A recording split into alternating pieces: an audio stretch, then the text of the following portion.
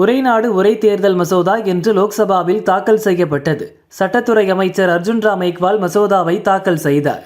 அத்துடன் யூனியன் பிரதேசங்கள் சட்ட திருத்தம், தேசிய தலைநகர் டெல்லி சட்ட திருத்தம், ஜம்மு காஷ்மீர் புனரமைப்பு சட்ட திருத்தம் ஆகிய மசோதாக்களும் அறிமுகம் செய்யப்பட்டன.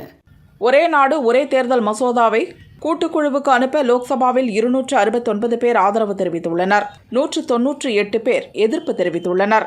லோக்சபாவில் நடந்த மின்னணு ஓட்டெடுப்பை அடுத்து மசோதா கூட்டுக்குழுவுக்கு அனுப்பப்படுகிறது. ஒரே நாடு ஒரே தேர்தல் மசோதாவை பார்லிமெண்ட் கூட்டுக்குழு விசாரணைக்கு அனுப்பி வைக்கலாம் என மத்திய உள்துறை அமைச்சர் அமித்ஷா தெரிவித்தார். கூட்டுக்குழு பரிசீலனையின் போது அனைத்து கட்சிகளும் விரிவாக கருத்து கூறலாம் எனவும் சொன்னார். ராஜஸ்தான் மாநிலம் ஜெய்ப்பூரில் 46,400 கோடி ரூபாய் மதிப்பிலான 24 திட்டங்களுக்கு பிரதமர் மோடி அடிக்கல் நாட்டினார். ராஜஸ்தான் மாநிலம் வளர்ச்சி அடையும் போது இந்தியாவும் வேகமாக வளரும். வரும் ஆண்டுகளில் இரட்டை என்ஜின் அரசு வேகமாக செயல்படும் என்று கூறினார். இந்திய அரசியலமைப்பு ஏற்றுக்கொள்ளப்பட்டதன் 75வது ஆண்டை முன்னிட்டு ராஜ்யசபாவில் நடந்த விவாதத்தில் மத்திய உள்துறை அமைச்சர் அமித்ஷா பங்கேற்று பேசினார்.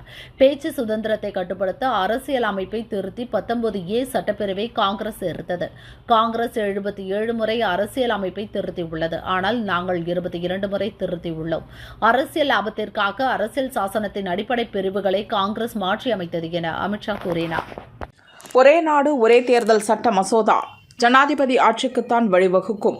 இந்த மசோதா அதிபர் ஆட்சி முறையை நோக்கி கொண்டு செல்லும் என திமுக MP கனிமொழி தெரிவித்தார். பார்லிமெண்ட் கூட்டுக்குழுவில் ஒரே நாடு ஒரே தேர்தல் இல்லை என்பது மாற்றப்பட்டால் மசோதாவை ஏற்றுக்கொள்வோம் எனவும் தெரிவித்தார். உலக செஸ் சாம்பியன் பட்டம் வென்ற குகேஷுக்கு தமிழக அரசு சார்பில் பாராட்டு விழா நடந்தது. முதல்வர் ஸ்டாலின் குகேஷுக்கு ரூபாய் 5 கோடிக்கான காசோலையை வழங்கினார். விழாவில் பேசிய முதல்வர் ஸ்டாலின், 18 வயதில் புதிய சாதனை படைத்திருக்கிறார் நம்ம சென்னை பையன் குகேஷ். அவரின் விடாமுயற்சியை தமிழக இளைஞர்கள் முன்மாதிரியாக எடுத்துக் கொள்ள வேண்டும். செஸ் விளையாட்டை ஊக்குவிக்க தமிழக அரசு சார்பில் ஹோம் ஹேப் செஸ் அகாடமி அமைக்கப்படும் என்றார். செஸ் என்றால் சென்னைதான் என்ற வகையில் குகேஷின் சாதனை அமைந்துள்ளது. குகேஷ் பெற்றோர் எந்தளவு மகிழ்ச்சியாக உள்ளார்களோ அதே அளவில் தமிழக அரசும் உள்ளது என துணை முதல்வர் உதயநிதி பேசினார். குகேஷின் வெற்றி கிரிக்கெட்டை போல் செஸ் விளையாட்டையும் பட்டி தொட்டி எங்கும் கொண்டு சேர்க்கும் என்றும் தெரிவித்தார். சென்னை கிராண்ட் மாஸ்டர் போட்டி நடந்திருக்காவிட்டால் கேண்டிடேட்ஸ் போட்டிக்கு தேர்வாகி இருக்க முடியாது என சென்னையில் நடந்த பாராட்டு விழாவில் குகேஷ் பேசினார். கேண்டிடேட்ஸ் போட்டிக்கு தேர்வானதால் தான் உலக சாம்பியனாக முடிந்தது. கனவு நனவானதில் மகிழ்ச்சி என்றும் தெரிவித்தார். சென்னையில் உலக செஸ் சாம்பியன் குகேஷுக்கு நடந்த பாராட்டு விழாவில் விஸ்வநாதன் ஆனந்த் பங்கேற்று பேசினார். செஸ் விளையாட்டில் உலக அளவில் சென்னை தான் நம்பர் 1. நாட்டின் முதல் சர்வதேச மாஸ்டர், கிராண்ட் மாஸ்டர், பெண் கிராண்ட் மாஸ்டர் என அனைவரும் தமிழகத்தை சேர்ந்தவர்கள் என கூறினார். கள்ளக்குறிச்சி கள்ளச்சாராய வழக்கு விசாரணையை CBI விசாரிக்க தடை விதிக்க சுப்ரீம் கோர்ட் மறுத்துவிட்டது. இதுகுறித்த தமிழக அரசின் மேல்முறையீட்டு மனு தள்ளுபடி செய்யப்பட்டது. கோவையில் பல பிரச்சனைகள் நடந்த பின் தற்போதுதான் அமைதி திரும்பி வருகிறது. இப்போது பாஷாவின் உடலை எடுத்து செல்ல திமுக அரசு அனுமதி கொடுத்துள்ளது. இதனை ஊர்வலமாக கௌரவப்படுத்த வேண்டுமா என தமிழக பாஜக தலைவர் அண்ணாமலை கேள்வி எழுப்பியுள்ளார். இது மத ரீதியான பிரச்சனைகளை ஏற்படுத்தும். பயங்கரவாதத்தை வேரோடு அறுக்க வேண்டும். இவர்களை ஹீரோவாக்க கூடாது என்றும் சொன்னார். MLA EVKS இளங்கோவன் மரணத்தை அடுத்து ஈரோடு கிழக்கு தொகுதி காலியானதாக தமிழக சட்டப்பேரவை செயலகம் அறிவித்துள்ளது. தொகுதி காலியாகும் பட்சத்தில் 6 மாத காலத்திற்குள் அந்த தொகுதிக்கு இடைத்தேர்தல் நடத்தப்பட வேண்டும். இதனால் அடுத்த ஆண்டு ஜனவரி அல்லது பிப்ரவரியில் டெல்லி சட்டமன்ற தேர்தலுடன் ஈரோடு கிழக்கு தொகுதிக்கும் இடைத்தேர்தல் நடத்த வாய்ப்புள்ளதாக கூறப்படுகிறது. தமிழக பாஜக தலைவராக மீண்டும் அண்ணாமலை பதவி ஏற்கிறார் என கட்சி வட்டாரங்கள் தகவல் தெரிவிக்கின்றன. மாநில பாஜக தலைவர் பதவிக்கான தேர்தல் வரும் 2025ஆம் ஆண்டு ஜனவரி மாதம் முதல் வாரத்தில் நடைபெற உள்ளது. 2011ஆம் ஆண்டு மக்கள் தொகை கணக்கெடுப்பின்படி நாட்டின் நகர்ப்புறத்தில் வசிக்கும் 9.38 லட்சம் மக்களுக்கு வீடுகள் இல்லை என பார்லிமெண்டில் மத்திய இணையமைச்சர் தோஹன் சாஹூ தெரிவித்துள்ளார். அதிகபட்சமாக உத்தரப்பிரதேசத்தில் 1,80,929 மக்கள் வீடின்றி வசித்து வருவதாகவும் கூறினார். உத்தரப்பிரதேசத்தின் பிரயாக்ராஜ் நகரில் நடந்த நிகழ்ச்சி ஒன்றில் அலகாபாத் ஹைகோர்ட் நீதிபதி சேகர் யாதவ் பங்கேற்று பேசினார். பெரும்பான்மையாக உள்ள இந்துக்களின் விருப்பப்படியே இந்த நாடு செயல்படும். ஒரு குறிப்பிட்ட சமூகத்தை சேர்ந்த அனைவரும் மோசமானவர்கள் இல்லை என்றாலும் சிலர் ஆபத்தானவர்கள் என பேசியது சர்ச்சையை ஏற்படுத்தியது. இது தொடர்பாக நீதிபதி Shekhar Yadav supreme court collegium முன்பு ஆஜராகி விளக்கமளித்தார். திமுக தலைமை செயற்குழு கூட்டம் வருகின்ற 22ஆம் தேதி நடைபெறும் என அக்கட்சியின் பொதுச் செயலாளர் துரைமுருகன் அறிவித்துள்ளார். தலைமை செயற்குழு உறுப்பினர்கள் அனைவரும் தவறாது கலந்து கொள்ள வேண்டும். கட்சியின் ஆக்கப்பணிகள் குறித்து கூட்டத்தில் விவாதிக்கப்பட உள்ளது என்றும் தெரிவித்துள்ளார். கள்ளக்குறிச்சி கள்ளசாராய வழக்கில் சிபிஐ விசாரணையை உறுதி செய்த சுப்ரீம் கோர்ட்டின் உத்தரவு உண்மையை மூடி மறைக்கும் திமுக அரசின் முயற்சிக்கு விழுந்த சம்மட்டி அடி என பாமக நிறுவனர் ராமதாஸ் கூறியுள்ளார். சிபிஐ விசாரணைக்கு தமிழக அரசு ஒத்துழைப்பு அளிக்க வேண்டும். இதற்கெல்லாம் மேலாக தமிழகத்தில் உள்ள மதுக்கடைகளை மூடி முழு மதுவிலக்கை நடைமுறைப்படுத்த வேண்டும் என்றும் தெரிவித்துள்ளார். தேனி கஞ்சா வழக்கில் கோர்ட்டில் ஆஜராகாமல் இருந்த சவுக்கு சங்கருக்கு மதுரை சிறப்பு கோர்ட் பிடி வாரண்ட் பிறப்பித்த நிலையில் தேனி போலீசார் அவரை சென்னையில் கைது செய்தனர். 11வது ப்ரோ கபடி லீக் தொடரின் 3ஆம் கட்ட லீக் போட்டியில் ஹரியானா ஸ்டீலர்ஸ், உத்தரப்பிரதேச யோதாஸ் அணிகள் மோதின. துவக்க முதலே சிறப்பாக விளையாடிய உத்தரப்பிரதேச யோதாஸ் அணி 31-24 என்ற புள்ளிகள் கணக்கில் அபார வெற்றி பெற்றது. தெற்கு வங்கக்கடலின் மத்திய பகுதியில் உருவான காற்றழுத்த தாழ்வு பகுதி அடுத்த 2 தினங்களில் மேலும் வலுப்பெற்று மேற்கு வடமேற்கு திசையில் தமிழக கடலோர பகுதிகளை நோக்கி நகரக்கூடும் என வானிலை ஆய்வு மையம் தெரிவித்துள்ளது. இதனால் தமிழகத்தின் கடலோர மாவட்டங்கள் புதுச்சேரி, காரைக்காலில் இன்று முதல் நாளை மறுநாள் 19ஆம் தேதி வரை மழை நீடிக்கும் என வானிலை ஆய்வு மையம் தெரிவித்துள்ளது. கேரள மாநிலம் சபரிமலைக்கு காட்டு வழி பாதையில் வரும் பக்தர்களுக்கு தரிசனம் செய்ய சிறப்பு ஏற்பாடு செய்யப்பட்டுள்ளதாக திருவிதாங்கூர் தேவஸ்தான தலைவர் பிரசாந்த் தெரிவித்துள்ளார். வனத்துறை சார்பில் அடையாள காப்பு வழங்கப்படும். அந்த அடையாள காப்புடன் சன்னிதானம் வருபவர்கள் தனி வரிசையில் தரிசனம் செய்ய அனுமதிக்கப்படுவர் என தேவஸ்தான தலைவர் கூறினார். ஈரோடு கிழக்கு தொகுதி காங்கிரஸ் எம்எல்ஏவாக இருந்த இளங்கோவன் மறைவை தொடர்ந்து அங்கு இடைத்தேர்தல் அறிவிக்கப்பட உள்ளது. காங்கிரஸே போட்டியிட முடிவு செய்யப்பட்டுள்ளது. இடைத்தேர்தலில் தாவேகவும் போட்டியிட வேண்டுமென நடிகர் விஜயை அவரது கட்சியினர் வலியுறுத்தி வருகின்றனர். இதையடுத்து அத்தொகுதியில் தாவேக சார்பில் வேட்பாளரை நிறுத்துவது குறித்து விஜய் தீவிர ஆலோசனையில் ஈடுபட்டுள்ளார். சிவகங்கை மாவட்டம் திருப்பத்தூர் அருகே கீழச்சேவல்பட்டி பகுதியில் கார் ஒன்று மக்களை அச்சுறுத்தும் வகையில் மின்னல் வேகத்தில் சென்றது. சிங்கம்புணரி போலீசார் விடாமல் புல்லட் பைக்குகளில் சினிமாவை மிஞ்சும் அளவில் காரை துரத்தி சென்று மதுபோதையில் இருந்த 6 இளைஞர்களை மடக்கி பிடித்தனர். விருதுநகரை சேர்ந்த விஜயவேல் மகாலட்சுமி தம்பதியரின் மகன் ஆதவேல் 2ஆம் வகுப்பு பயின்று வருகிறார். ஆதவேல் தனது பிறந்த நாளில் 4.18 நிமிடங்களில் தொடர்ச்சியாக 240 முறை புஷ்அப் எனப்படும் உடற்பயிற்சியும் சலபாசனமும் செய்து international achievers universal book of records என்ற உலக சாதனை படைத்தார். திண்டுக்கல் மாவட்டம் நிலக்கோட்டை அருகே மாவுத்தன்பட்டி ஸ்ரீ ஐயப்பன் கோயிலில் மார்கழி மாத உற்சவம் கோலாகலமாக நடக்கிறது. இரவு நையாண்டி மேளத்துடன் வான வேடிக்கை முழங்க ஸ்ரீ ஐயப்பன் பூப்பல்லக்கில் பவனி வந்து பக்தர்களுக்கு அருள் பாலித்தார். ஆயிரக்கணக்கான பக்தர்கள் சாமி தரிசனம் செய்தனர். தேனி மாவட்டம் பெரியகுளம் அருகே உள்ள கும்பக்கரை அருவியில் கனமழை காரணமாக வெள்ளப்பெருக்கு ஏற்பட்டது. இதனால் டூரிஸ்டுகள் குளிக்க வனத்துறையினர் 5வது நாளாக தடை விதித்தனர். நீர்வரத்து சீராகும் வரை தடை தொடரும் என தெரிவித்தனர். விருதுநகர் என்ஜிஓ காலனியில் ஸ்ரீராம் எலக்ட்ரிக்கல்ஸ் என்ற கடையும் அதன் அருகே ஹீரோ எலக்ட்ரிக் என்ற மின்சார பைக் ஷோரூமும் இயங்கி வருகிறது. திடீரென ஷோரூமில் தீ பிடித்தது. தீ அருகில் இருந்த ஸ்ரீராம் எலக்ட்ரிக்கல் என்ற கடைக்கும் தீ பரவியது. தீயணைப்பு துறையினர் நீண்ட நேரம் போராடி தீயை அணைத்து கட்டுக்குள் கொண்டு வந்தனர். பல லட்சம் மதிப்புள்ள ஸ்கூட்டர்கள் எரிந்து நாசமாகின. ஊரக காவல் நிலைய போலீசார் விசாரிக்கின்றனர். தஞ்சை மாவட்டம் பட்டுக்கோட்டை அடுத்த கரம்பயம் முத்துமாரியம்மன் கோயிலில் ஐயப்ப பக்தர்கள் மற்றும் திருவிளக்கு பூஜை குழுவினரால் 11ஆம் ஆண்டு குத்துவிளக்கு பூஜை விமர்சையாக நடந்தது. பூஜையில் கரம்பயம் மற்றும் அதன் சுற்றுவட்டார கிராமங்களைச் சேர்ந்த சுமார் 1700க்கும் மேற்பட்ட பெண்கள் கலந்து கொண்டனர். ஐயப்ப பக்தர்கள் விண்ணை அதிர வைக்கும் அளவிற்கு சரண கோஷங்கள் முழங்கி பெரிய தீபாராதனை காட்டி ஐயப்பனை வழிபட்டனர். கோவை பேரூர் அருகே தண்ணீர் பந்தல் பிரிவில் சாலையோரம் காயங்களுடன் பறக்க முடியாத நிலையில் கிடந்த இருவாச்சி பறவையை மதுக்குறை வனத்துறையினர் மீட்டனர். பறவைகள் மறுவாழ்வு மையத்தில் இருவாச்சி பறவைக்கு முதலுதவி சிகிச்சை அளிக்கப்பட்டது. கால்நடை மருத்துவர்கள் தொடர்ந்து பறவையை கண்காணித்து வருகின்றனர். புதுச்சேரி எழுத்தாளர்கள் புத்தக சங்கம் சார்பில் 28வது தேசிய புத்தக கண்காட்சி வேல் சொக்கநாதன் திருமண மண்டபத்தில் 13ஆம் தேதி தொடங்கி 22ஆம் தேதி வரை நடக்கிறது. கண்காட்சியை முதல்வர் ரங்கசாமி துவக்கி வைத்தார். புதுச்சேரி, தமிழ்நாடு, கர்நாடகா, ஆந்திரா, மும்பை, டெல்லி உள்ளிட்ட பல்வேறு மாநிலங்களிலிருந்து 70 புத்தக வெளியீட்டாளர்கள் மற்றும் விற்பனையாளர்கள் அரங்குகள் அமைத்துள்ளனர். தஞ்சையை அடுத்த புன்னைநல்லூர் மாரியம்மன் கோயிலில் 1000 பெண்கள் அகல்விளக்கு தீபமேற்றி வழிபட்டனர். மார்கழி மாதத்தை முன்னிட்டு உலக மக்கள் நலன் வேண்டியும் இயற்கை சீற்றங்களிலிருந்து மக்களை காக்க வேண்டியும் விவசாயம் செழிக்க வேண்டியும் வழிபட்டனர். இலங்கை சிறையிலிருந்து விடுவிக்கப்பட்ட தமிழகம் மற்றும் காரைக்கால் பகுதியைச் சேர்ந்த 18 மீனவர்கள் சென்னை விமான நிலையம் வந்தனர். அவர்களை மீன்வளத்துறை அதிகாரிகள் வரவேற்று சொந்த ஊருக்கு அனுப்பி வைத்தனர். உலக செஸ் சாம்பியன் குகேஷுக்கு தமிழக அரசு சார்பில் இன்று பாராட்டு விழா நடைபெறுகிறது. விழாவில் முதல்வர் ஸ்டாலின், துணை முதல்வர் உதயநிதி உள்ளிட்டோர் பங்கேற்கின்றனர். அரசு சார்பில் ரூபாய் 5 கோடிக்கான காசோலை குகேஷ்க்கு வழங்கப்படுகிறது. கோவை ஒப்பனக்கார வீதியில் ஒன்வேயில் டூ வீலரில் வந்த முஸ்தபா என்பவர் மீது எதிரே வந்த டிப்பர் லாரி மோதி தூக்கி வீசப்பட்டார். லாரியின் பின் சக்கரத்தில் சிக்கி சம்பவ இடத்திலேயே இறந்தார். தகவல் அறிந்த போலீசார் ஸ்பாட்டிற்கு விரைந்தனர். முஸ்தபாவின் உடலை மீட்டு கோவை அரசு மருத்துவமனைக்கு அனுப்பினர். விபத்து குறித்து விசாரித்து வருகின்றனர். புதுச்சேரியில் 2025 ஜனவரி மாதம் 1ஆம் தேதி முதல் தலைக்கவசம் கட்டாயம் அணிய வேண்டும். தலைக்கவசம் அணியாத வாகன ஓட்டிகளுக்கு ரூபாய் 1000 அபராதம் விதிக்கப்படும் என போக்குவரத்து போலீசார் வாய்மொழி எச்சரிக்கை விடுத்துள்ளனர். இது குறித்து விழிப்புணர்வு ஏற்படுத்த பேண்ட் இசை வாசித்தும் துண்டு பிரசுரங்களை விநியோகம் செய்தனர்.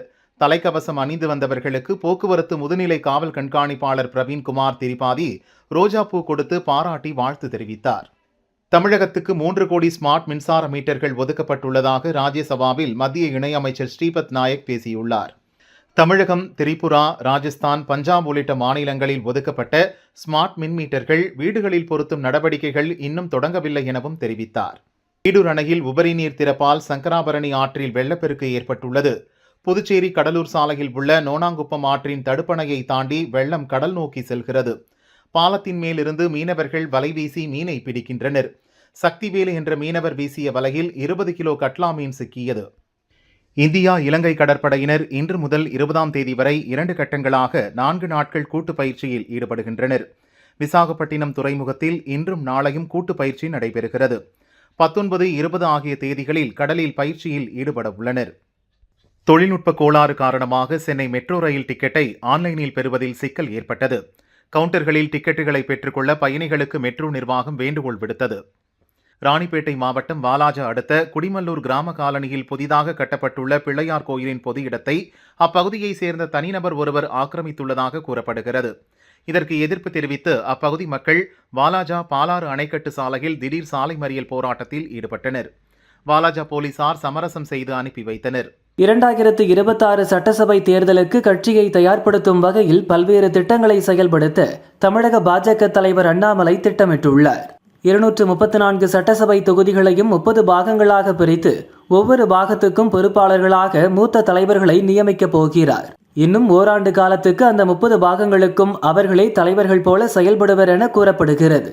சபரிமலை பாதைகளில் பக்தர்கள் மாரடைப்பு மூலம் மரணமடைவதை தடுக்க AET என்ற ஆட்டோமேட் எக்ஸ்டர்னல் டீஃபைபிரிலேட்டர் கருவிகளை வாங்க திருவிதாங்கூர் தேவசம் போர்டு முடிவு செய்துள்ளது. இதய நோய் பாதிப்புள்ள பக்தர்கள் செங்குத்தான நீலிமலை பாதையில் ஏறும்போது இதய துடிப்பு அதிகமாகி மாரடைப்பு ஏற்பட அதிக வாய்ப்புள்ளதால் மரணங்கள் ஏற்படுகிறது. இதனால் திருவிதாங்கூர் தேவசம் போர்டு இந்த ஏற்பாடு செய்துள்ளதாக கூறப்படுகிறது. பசிபிக் பெருங்கடலின் தெற்கே ஓசியானியா பகுதியில் அமைந்துள்ள வானுவாற்று தீவு அருகே 54 கிலோமீட்டர் தொலைவில் சக்தி வாய்ந்த நிலநடுக்கம் ஏற்பட்டது. ரிக்டர் அளவில் 7.3 பதிவாகியுள்ளது. இந்த நிலநடுக்கத்தை தொடர்ந்து வானுவாட்டு தீவு மற்றும் அதனை சுற்றியுள்ள பகுதிகள் மற்றும் நியூசிலாந்து நாட்டின் ஒரு பகுதிக்கு சுனாமி எச்சரிக்கை விடப்பட்டுள்ளது. கீழடியில் நடந்த முதல் மற்றும் 2ஆம் கட்ட அகழாய்வு அறிக்கை வெளியிடுவதில் ஏன் தாமதம் என்று பார்லிமென்றில் கேள்வி எழுப்பப்பட்டது. திமுக MP ராணி ஸ்ரீகுமார் எழுப்பிய கேள்விக்கு மத்திய அமைச்சர் கஜேந்திர சிங் ஷெகாவத் பதில் தெரிவித்துள்ளார். 2015, 2016 நடந்த கீழடி முதல் மற்றும் 2ஆம் கட்ட அகழாய்வு அறிக்கை கடந்த ஆண்டே மத்திய அரசிடம் தாக்கல் செய்யப்பட்டது. அறிக்கை வெளியிடுவதற்கு முன் நிபுணர்களை கொண்டு முழுமையாக ஆய்வு செய்ய வேண்டியுள்ளது. முழுமையான ஆய்வுக்கு பிறகே அரசு விதிகளின்படி அகழாய்வு அறிக்கை வெளியிட முடியும் என கூறினார். அனைத்து வகையான மருந்து மாத்திரைகளும் மத்திய மாநில மருந்து தர கட்டுப்பாட்டு வாரியங்கள் ஆய்வு செய்கின்றன. கடந்த மாதத்தில் மட்டும் 1000க்கும் மேற்பட்ட மருந்துகள் ஆய்வு செய்யப்பட்டன. அவற்றில் கிருமி தொற்று, ஜீரண மண்டல பாதிப்பு, சளி தொற்று, வைட்டமின் குறைபாடு உள்ளிட்ட பாதிப்புகளுக்கு பயன்படுத்தப்படும் 90 மருந்துகள் தரமற்றவையாக இருந்தது கண்டறியப்பட்டுள்ளது. திருவாரூர் மாவட்டத்தில் பெஞ்சல் புயலை தொடர்ந்து கடந்த சில நாட்களாகவும் கனமழை பெய்து வருகிறது. பாதிப்புகள் குறித்து வேளாண் துறை அதிகாரிகள் ஆய்வு செய்தனர்.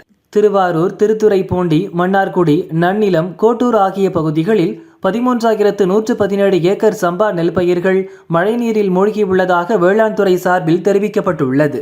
காரைக்கால் மாவட்டம் ஸ்ரீ தர்பாரண்யேஸ்வர சுவாமி தேவஸ்தானம் ஸ்ரீ சனி பகவான் கோவிலுக்கு தருமபுரம் ஆதீனம் 27வது குருமகா சன்னிதானம் ஸ்ரீலஸ்ரீ மாசிலாமணி தேசிக ஞானசம்பந்த பரமாச்சாரிய சுவாமிகள் வருகை தந்தார்.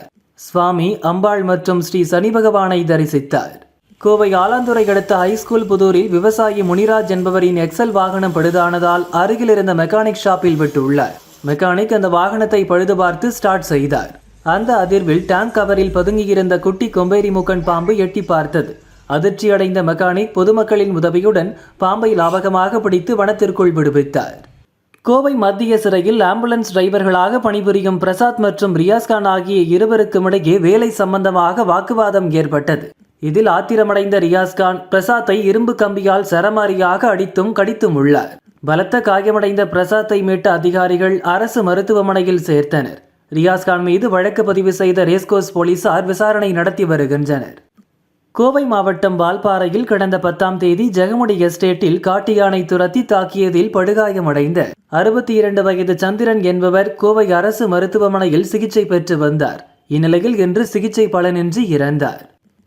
தேனி மாவட்டம் கம்பம் அருகே மேற்கு தொடர்ச்சி மலை அடிவாரத்தில் உள்ள சுருளி அருவியில் வெள்ளப்பெருக்கு ஏற்பட்டது. இதனால் சுற்றுலா பயணிகள் குளிக்க வனத்துறையினர் தடை விதித்தனர். தற்போது நீர்வரத்து சீரானது. 4 நாட்களுக்கு பிறகு மீண்டும் குளிக்க அனுமதி அளித்துள்ளனர். டூரிஸ்டுகள் உற்சாக குளியல் போட்டு வருகின்றனர். திமுக ஐடி விங்கில் எந்த அவதூறு பரப்பும் நடவடிக்கை இல்லை என அமைச்சர் டிஆர்பி ராஜா தெரிவித்தார். 2026இல் அதிமுக கூட்டணி வெற்றி பெறுவதை அப்போது பார்க்கலாம். முதலில் பழனிசாமியை தூக்கத்திலிருந்து எழுந்திருக்க சொல்லுங்கள் என அவர் கூறினார். கோவை உக்கடத்தில் திராவிடர் விடுதலை கழக நிர்வாகி கொலை வழக்கில் கைதாகி ஜாமீனில் வெளிவந்த 6 பேர் சாட்சியான நேருதாஸ் என்பவருக்கு கொலை மிரட்டல் விடுத்துள்ளனர். நேருதாஸ் ரேஸ்கோர்ஸ் போலீசில் புகார் அளித்துள்ளார். இந்த வழக்கு கோர்ட்டுக்கு வந்தது. 6 பேருக்கு வழங்கிய ஜாமீனை நீதிபதி ரத்து செய்தார். அவர்களை மீண்டும் கைது செய்ய போலீசாருக்கு உத்தரவிட்டார். அக்ரம் ஜின்னா, அன்சாத், அப்துல் முனாப், சம்சுதீன் ஆகிய 4 பேரும் கோவை 5வது குற்றவியல் கோர்ட்டில் சரணடைந்தனர். மேலும் ஜாஃபர் அலி மற்றும் சதாம் ஹுசைன் ஆகிய இருவரை போலீசார் தேடி வருகின்றனர். ராமநாதபுரம் உத்தரகோசமங்கை ஸ்ரீ மங்களநாதர் கோவில் கலையரங்கத்தில் மார்கழி மாத பூஜையை முன்னிட்டு ராமநாதபுரத்தைச் சேர்ந்த தனஸ்நேகாவின் பரதநாட்டிய நாட்டியாஞ்சலி அரங்கேற்றம் நடந்தது. அரங்கேற்றத்தில் ராமநாதபுரம் மட்டுமில்லாமல் பல்வேறு வெளி மாவட்டங்களைச் சேர்ந்த நடன கலைஞர்கள் கலந்து கொண்டு பரதநாட்டியம் ஆடினர். ராணிப்பேட்டை மாவட்டம் வாலாஜா வரதராஜ பெருமாள் கோவிலில் மார்கழி மாதத்தை முன்னிட்டு பெண்கள் மற்றும் குழந்தைகள் திருப்பாவை, திருவெம்பாவை பாசுரங்களை சேவித்து வழிபாடு செய்தனர்.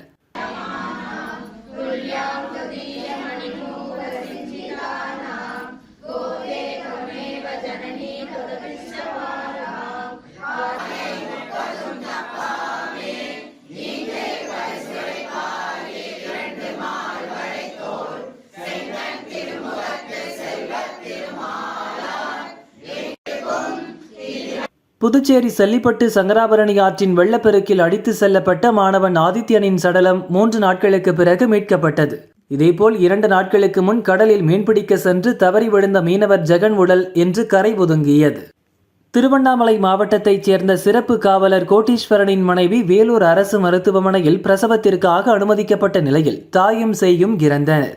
இந்நிலையில் தான் 2 நாட்களாக அறுவை சிகிச்சை செய்ய வலியுறுத்தியும் டாக்டர்கள் அலட்சியமாக காலம் தாழ்த்தியதால் தனது மனைவி மற்றும் குழந்தை இறந்ததாக கோட்டீஸ்வரன் புகார் அளித்துள்ளார். 2021இல் நடந்த சட்டமன்ற தேர்தலில் திருப்பத்தூர் மாவட்டம் ஜோலார்பேட்டையில் போட்டியிட்ட கேசி வீரமணி பொய்யான பிரமாண பத்திரம் தாக்கல் செய்ததாக புகார் எழுந்தது. இது தொடர்பான விசாரணைக்கு இன்று திருப்பத்தூர் நீதிமன்றத்தில் முன்னாள் அமைச்சர் கேசி வீரமணி நேரில் ஆஜரானார். புதுச்சேரி ஆழியூர் கிராமத்தில் கரும்பு ஏற்றி நிறுத்தி வைக்கப்பட்ட 4 டிராக்டர் மின்கசிவு ஏற்பட்டு தோட்டத்திலேயே எரிந்து சேதமானது. இதற்கு சர்க்கரை ஆலை நிர்வாகம் உரிய இழப்பீடு வழங்க வலியுறுத்தி கரும்பு விவசாயிகள் ஆலை நிர்வாகத்தை முற்றுகையிட்டு போராட்டத்தில் ஈடுபட்டனர். கள்ளக்குறிச்சி சின்னசேலம் அருகே உள்ள வடக்கநந்தல் மேற்கு கிராமத்தில் விஏஓ தமிழரசியை உதவியாளர் சங்கீதா அலுவலகத்தில் உள்ளே வைத்து பூட்டியது சர்ச்சையை ஏற்படுத்தியது. இதுகுறித்து தமிழரசி உயர் அதிகாரிகளுக்கு தகவல் தெரிவித்ததை தொடர்ந்து அரை மணி நேரம் கழித்து விஏஓ அலுவலகத்தின் பூட்டு திறக்கப்பட்டது.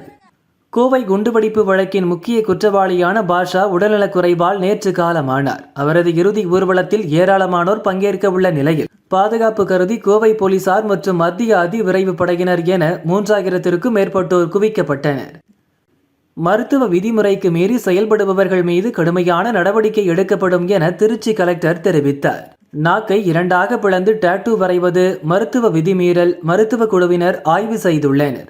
இளைஞர்கள் மத்தியில் இன்ஸ்டாகிராமில் தற்போது இதுபோன்ற வீடியோ போடுவது அதிகரித்துள்ளது. இது முழுக்க முழுக்க உடல்நலத்தை பாதிக்கக்கூடியது. இந்த மோசடியில் இளைஞர்கள் விழ வேண்டாம். இதில் ஈடுபட்ட இளைஞர்கள் மீது கடுமையான நடவடிக்கை எடுக்கப்படும் என அவர் கூறினார். தென்காசி மாவட்டம் ஆயக்குடி அருகே கம்பளி கிராமத்தில் தோட்டத்தில் மாரியப்பன் குத்தாலராமன் இருவருடைய 100க்கும் மேற்பட்ட ஆடுகள் கிடை அமர்த்தி வளர்க்கப்பட்டு வந்தன. அப்பகுதியில் பெய்த மழையால் கம்பளி கிராமத்தில் இருந்த குட்டை நிரம்பி தோட்டத்திற்குள் தண்ணீர் புகுந்தது. இதில் ஆட்டுப்பட்டியில் அடைக்கப்பட்டிருந்த 90க்கும் மேற்பட்ட ஆடுகள் வெளியே தப்பி செல்ல முடியாமல் வெள்ள நீரில் மூழ்கி துடிதுடித்து இறந்தன. நெல்லையில் பெய்த கனமழையின் காரணமாக மாவட்டத்தின் பல்வேறு இடங்களில் தாமிரபரணி ஆற்றில் குடிநீர் ஏற்றும் பம்பிங் ஸ்டேஷன்களில் குழாய் உடைப்பு ஏற்பட்டுள்ளது. தற்போது பழுது பார்க்கும் பணி நடப்பதால் நெல்லை, தூத்துக்குடி, தென்காசி, விருதுநகர், ராமநாதபுரம் ஆகிய 5 மாவட்டங்களுக்குமான குடிநீர் சப்ளையில் பாதிப்பு ஏற்பட்டுள்ளது. நாகர்கோவில் கலெக்டர் ஆபீஸ் முன்பு தமிழ்நாடு அரசு கிராம சுகாதார செவிலியர் சங்கம் மற்றும் தமிழ்நாடு பொது சுகாதாரத்துறை செவிலியர் கூட்டமைப்பினர் ஆர்ப்பாட்டத்தில் ஈடுபட்டனர். தமிழகம் முழுவதிலும் உள்ள கிராம சுகாதார செவிலியர் பணியிடங்கள், மருத்துவர், மருந்தாளுநர்கள் உள்ளிட்ட பணியிடங்களை நிரப்ப வேண்டும் உள்ளிட்ட பல்வேறு கோரிக்கைகளை வலியுறுத்தினர்.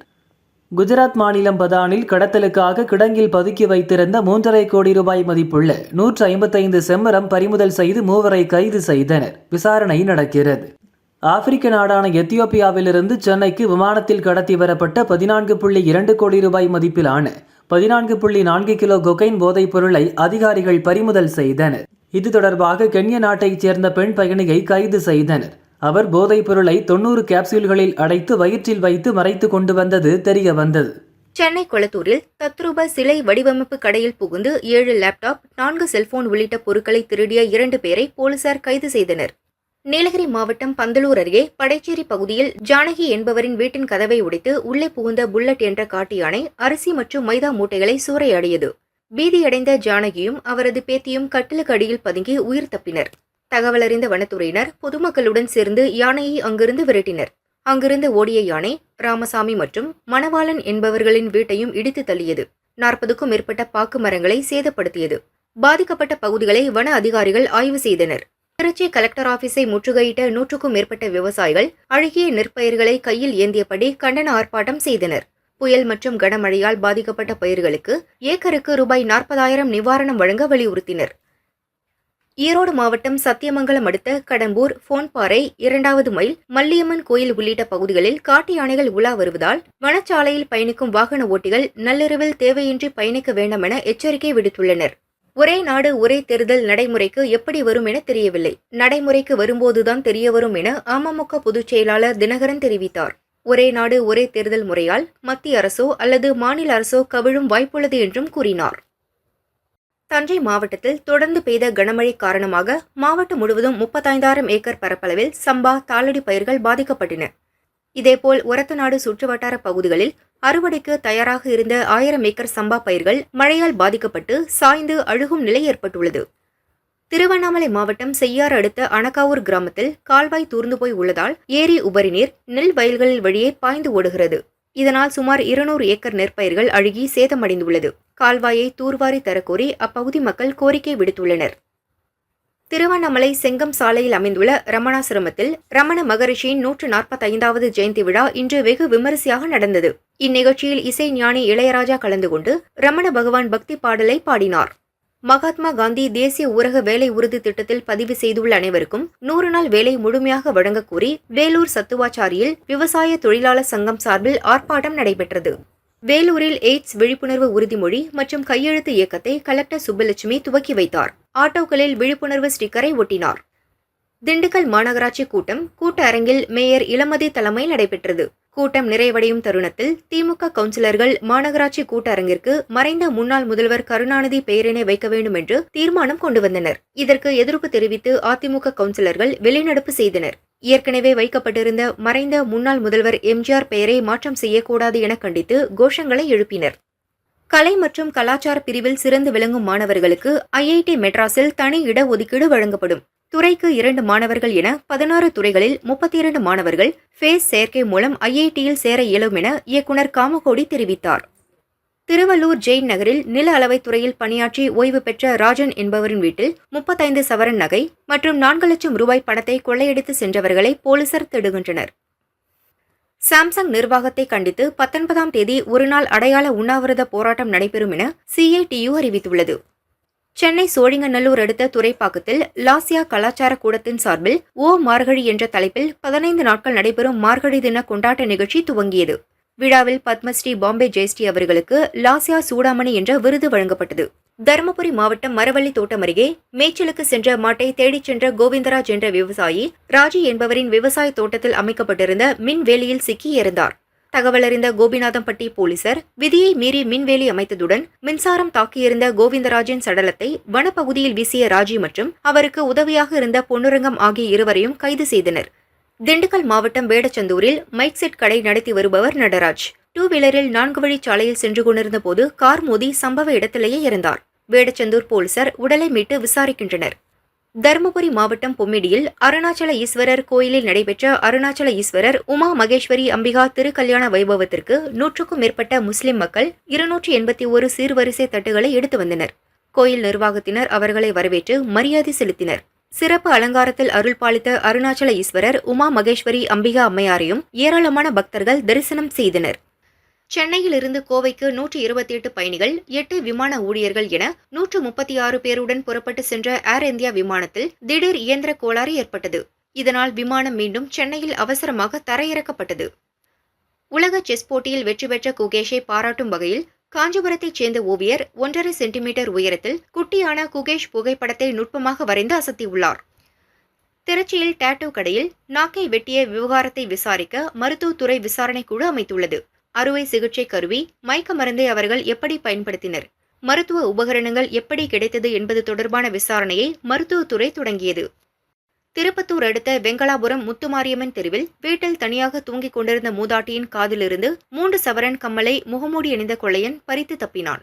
இதுகுறித்த புகாரின் பேரில் திருப்பத்தூர் கிராமிய போலீசார் வழக்கு பதிந்து விசாரித்து வருகின்றனர். திருப்பத்தூரில் தமிழ்நாடு விவசாய தொழிலாளர் சங்கம் சார்பில் பல்வேறு கோரிக்கைகளை வலியுறுத்தி ஆர்ப்பாட்டம் நடைபெற்றது. இதில் சிபிஐ மாவட்ட துணைச் செயலாளர் நந்தி மற்றும் சிபிஐ மாவட்ட செயலாளர் சுந்தரேசன் உள்ளிட்டோர் பங்கேற்றனர். புதுச்சேரி பிராந்தியமான மாஹே பத்திரப்பதிவு துணை பதிவாளர் மணிகண்டன் நம்பூதிரி பத்திரப்பதிவு செய்ய வருவோரை காத்திருக்க வைத்து அலைக்கழிப்பதாக எம்எல்ஏ ரமேஷ் பரம்பத் கவர்னரிடம் புகார் தெரிவித்தார். அவர் மீது உடனடியாக நடவடிக்கை எடுப்பதாக கவர்னர் உறுதியளித்தார்.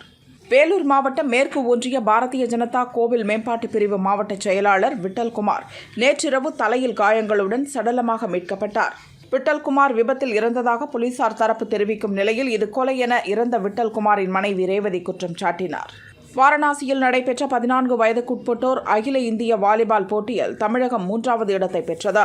தமிழகம் சார்பில் விளையாடிய மாணவிகள் கனிஷ்கா, ஹாசினி ஆகியோர் இன்று கடலூர் திரும்பினர். அவர்களுக்கு உற்சாக வரவேற்பு அளிக்கப்பட்டது. கோவை பொள்ளாச்சி அருகே ஆனைமலை மஞ்சநாயக்கனூர் பகுதியில் புகழேந்தி என்பவரது வீட்டில் புகுந்த 5 அடி நீளமுள்ள அரிய வகை பாம்பு ஒன்றை பாம்பு பிடி வீரர் லாவகமாக பிடித்து வனத்துறையிடம் ஒப்படைத்தார். வனத்துறையினர் அந்த பாம்பை ஆழியார் அடர்ந்த வனப்பகுதியில் பத்திரமாக விட்டனர். கிருஷ்ணகிரி மாவட்டம் மொள்ளம்பட்டி கிராமம் மயானம் அருகே விவசாய தோட்டத்தில் பணிபுரிந்து கொண்டிருந்த பெரியசாமி, காந்தி, சின்னசாமி மற்றும் கல்யாணி ஆகியோரை தேனீக்கள் கொட்டியது. இதில் பெரியசாமி என்பவர் பரிதாபமாக இறந்தார். மேலும் 3 பேர் தருமபுரி அரசு மருத்துவமனையில் தீவிர சிகிச்சையில் உள்ளனர். பாரூர் போலீசார் விசாரணை நடத்தி வருகின்றனர். வேலூர் மாவட்டம் பேர்ணாம்பட்டு பத்ரப்பள்ளி சோதனை சாவடி வழியாக கர்நாடக மாநிலத்திலிருந்து பஸ்ஸில் மது பாக்கெட்டுகளை கடத்தி வந்த தினேஷ் என்பவரை போலீசார் கைது செய்தனர். அவரிடமிருந்து 56 மது பாக்கெட்டுகளை பறிமுதல் செய்த போலீசார் விசாரித்து வருகின்றனர். ஜிஎஸ்டி வரி விதிப்பு உள்ளிட்டவைகளுக்கு எதிராக நாடு தழுவிய கடையடைப்பு நடத்தப்படும் என தமிழ்நாடு வணிகர் சங்கங்களின் பேரமைப்பின் மாநில பொதுக்குழு கூட்டத்தில் விக்ரமராஜா அறிவித்துள்ளார். வணிகர்கள் வாழ்வாதார மாநாடு மே 5ஆம் தேதி நடைபெறும் என்றும் கூறினார். விருதுநகர் மாவட்டம் செவல்பட்டியில் அமைந்துள்ள வெம்பக்கோட்டை பகுதியைச் சேர்ந்த கருப்பசாமி என்பவருக்கு சொந்தமான பட்டாசு தொழிற்சாலையில் வெடி விபத்து ஏற்பட்டது. இந்த வெடி விபத்தில் பட்டாசு ஆலையில் உள்ள 3 அறைகள் தரைமட்டமானது. தொழிலாளர்கள் உடனே வெளியேறியதால் பெரும் அசம்பாவிதம் தவிர்க்கப்பட்டது. இசையமைப்பாளர் இளையராஜாவின் வாழ்க்கையை படமாக தமிழில் இயக்குனர் அருண் மாதேஸ்வரன் இயக்க தனுஷ் நடிப்பதாக சில மாதங்களுக்கு முன் அறிவித்தனர். அதன்பின் படம் பற்றிய தகவல் இல்லை. சில தினங்களாக இப்படம் டிராப் ஆனதாக செய்தி வெளியானது. இது பற்றி விசாரித்த போது படம் டிராப் ஆகவில்லை, தள்ளி போகிறது. முன் தயாரிப்பு பணிகள் நடக்கின்றன. 2025 ஜூனில் படப்பிடிப்பை துவங்க உள்ளனர். தமிழ் சினிமாவில் முன்னணி இசையமைப்பாளராக இருப்பவர் சந்தோஷ் நாராயணன். தெலுங்கில் தசரா, கல்கி 2898 ஏடி ஆகிய படங்களுக்கும் இசையமைத்து கவனம் பெற்றார். அடுத்து பாலிவுட்டில் களம் இறங்குகிறார். அங்கு நடிகர் சல்மான் கானை வைத்து AR முருகதாஸ் இயக்கும் சிக்கந்தர் படத்திற்கு சந்தோஷ் நாராயணன் இசையமைக்க ஒப்பந்தமாகி உள்ளாராம். சுதா கொங்கரா இயக்கத்தில் சிவகார்த்திகேயனின் 25வது படத்தின் பூஜை சில தினங்களுக்கு முன்பு நடந்தது. ஜெயம் ரவி, அதர்வா, ஸ்ரீலீலா ஆகியோரும் நடிக்கின்றனர். சூர்யாவை வைத்து சுதா இயக்க இருந்த புறநானூறு படம்தான் தற்போது சிவகார்த்திகேயன் நடிக்க உருவாகிறது. ஆனால் இந்த தலைப்பு சூர்யா நிறுவனத்திடம் உள்ளது. அந்த தலைப்பை இவர் விட்டு தந்தால் மட்டுமே சிவகார்த்திகேயன் படத்திற்கு பயன்படுத்த முடியும். இல்லையேல் வேறு தலைப்பை வைக்க நேரிடும். இந்திய திரையுலகத்தில் அதிக வசூலை குவித்த படங்களில் டங்கல், பாகுபலி 2, RRR, KGF 2 ஆகியவை டாப் லிஸ்டில் இருந்தன. இப்போது புஷ்பா 2 படம் 11 நாளில் 1409 கோடி ரூபாய் வசூலித்து 3ஆம் இடத்தை பிடித்து சாதித்தது. இதனால் RRR, KGF 2 படங்கள் முறையே 4, 5வது இடத்திற்கு தள்ளப்பட்டன. மகள் திருமேனி இயக்கத்தில் அஜித், த்ரிஷா, அர்ஜுன் உள்ளிட்டோர் நடிக்கும் படம் விடாமுயற்சி. இப்படம் பொங்கலுக்கு வெளியாகிறது. ஆனால் படத்தில் இன்னும் ஒரு வார படப்பிடிப்பு பாக்கி உள்ளது. அதை தற்போது தாய்லாந்து நாட்டில் படமாக்கி வருகின்றனர். ஒரு வாரத்தில் படப்பிடிப்பை முடித்து பொங்கலுக்கு முன் ஒரு ட்ரெய்லரையும் அதன்பின் படத்தையும் வெளியிட திட்டமிட்டுள்ளனர். ஹரி எழுதி இயக்கும் படம் தி ஸ்டிங்கர். சாக்ஷி அகர்வால், அருண் பிரசாத், ஸ்ரீனிவாசன், தீபிகா ஆகியோர் நடிக்கின்றனர். இயக்குனர் ஹரி கூறும்போது சயின்ஸ் ஃபிக்ஷன் த்ரில்லர் வகை படமாக உருவாகிறது. உலக தரம் வாய்ந்த தொழில்நுட்பத்துடன் அனிமேஷன் மற்றும் கிராபிக்ஸ் பணிகள் நடக்கிறது. ஏலியனோடு இணைந்து மற்ற மிருகங்கள் மற்றும் கதைக்களங்கள் பார்வையாளர்களுக்கு விஷுவல் ட்ரீட்டாக அமையும் என்றார். பிரதர் படத்தை அடுத்த பூமிகா நடிக்கும் புதிய தமிழ் படம் ஸ்கூல்.